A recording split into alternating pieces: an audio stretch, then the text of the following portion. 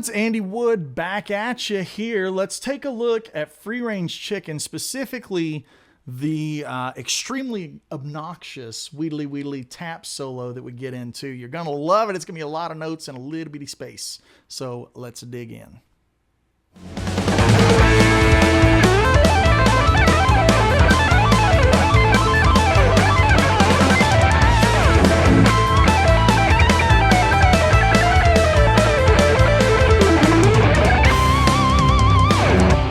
Guys, let's dig into teaching this.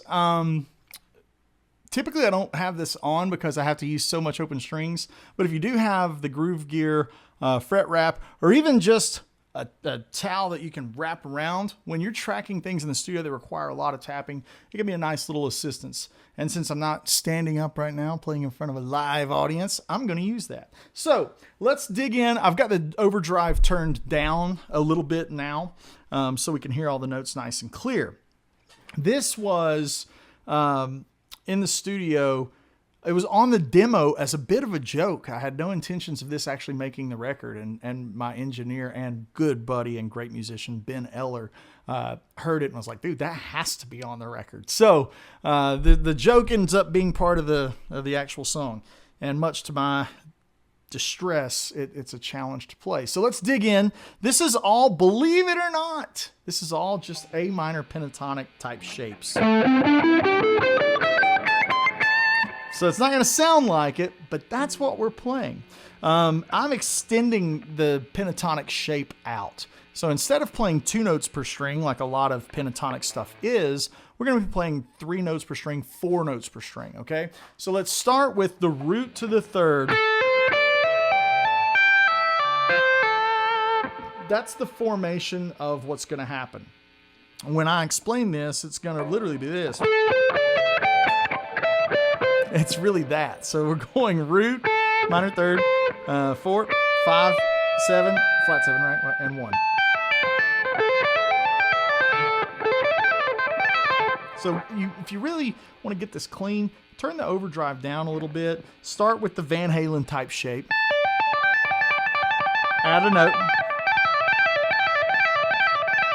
And then start getting used to traveling to the next string with a tap out of nowhere.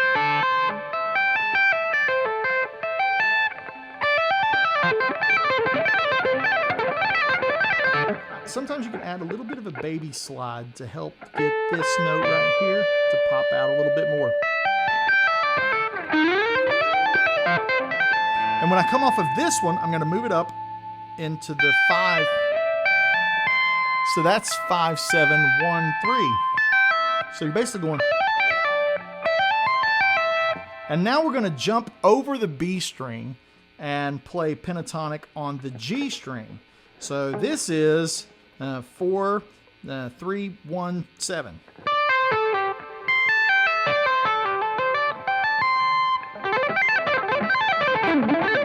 So that ends up being really challenging to do with a really low gain kind of tone like what I'm teaching you on. And my thought is it's a bit like a batter with a weight on the end of the bat. If I can do it with this low gain tone, by the time we crank up the distortion, it should just fly out of the guitar. That's the goal anyways, right? So we're going to take.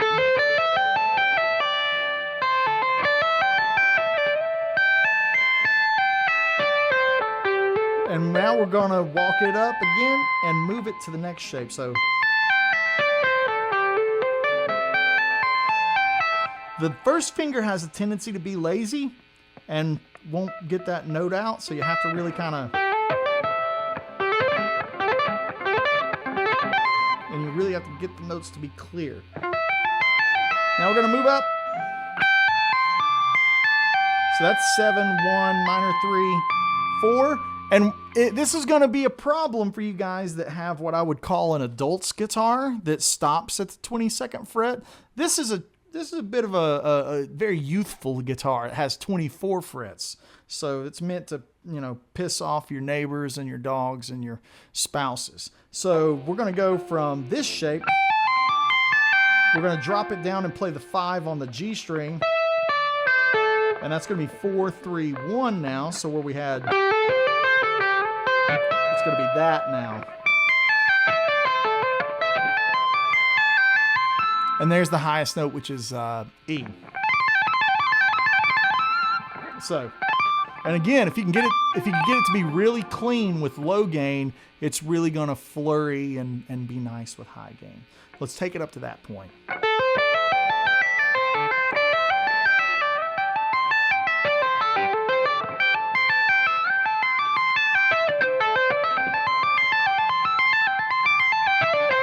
And now we're going to slide back and go back to where we were.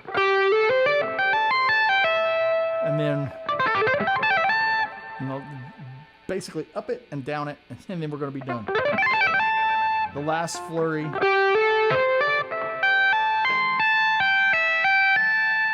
Okay. Now the next section, I improvise. I improvised it on the record. I improvise it live. And I can kind of give you something in the flavor of. I'd like to give you the basic outline of what I'm seeing. Note for note, there might be a discrepancy in what I'm about to teach and what I play because I change a couple of things every time I play it. So we play the pentatonic thing.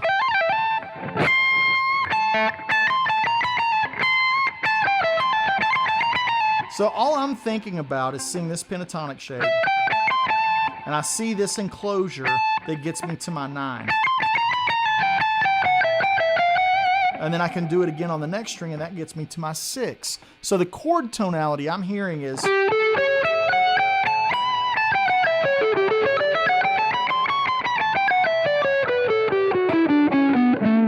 So that is a roadmap for me to kind of basically play in. It's my sandbox, right?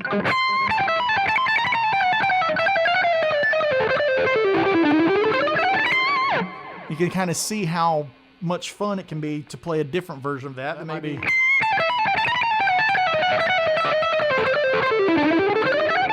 And so you can see that I'm using this as just a playground. The playground would be the minor third and with the enclosure. And then the 7th to the 6th with the flat 5 there. The last volley is a bit of a chromatic type ramp up to get me to the key change, to the modulation. The key change is going to get us to C. So we're coming from A, and we're going to be moving that up a minor third to the key of C. So we're going...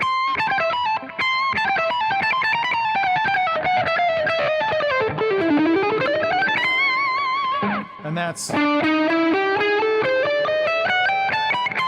There's probably videos of me playing... There's probably videos of me playing all kind of different variations of that. But in general, I'm looking at it as a 6-note per string chromatic phrase, building around 4 to 5, 7 to 1. Maybe this one would be fun. Let's put a flat 5 in there. And then this will be 5, 6, 7. And then chromatic. And that gets us to the next section. So to review, we're going tappity tap in the A minor pentatonic shape 1. I'm going to slide that up, a tappity tap in this shape. Then we're going to tappity tap our way up to this shape. So then that one. And then we're going to come backwards with it all. So that's moving from this one. That first finger slides down. And then we have the lick that is the playground lick, we'll call it.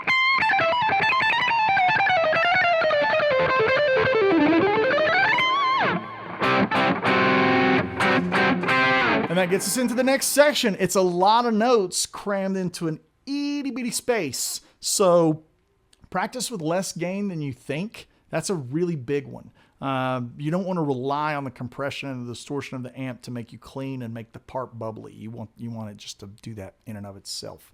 And then from there, have fun with that playground lick, because you can come up with your own little version of something to do there that gives you your own twist and spin on it.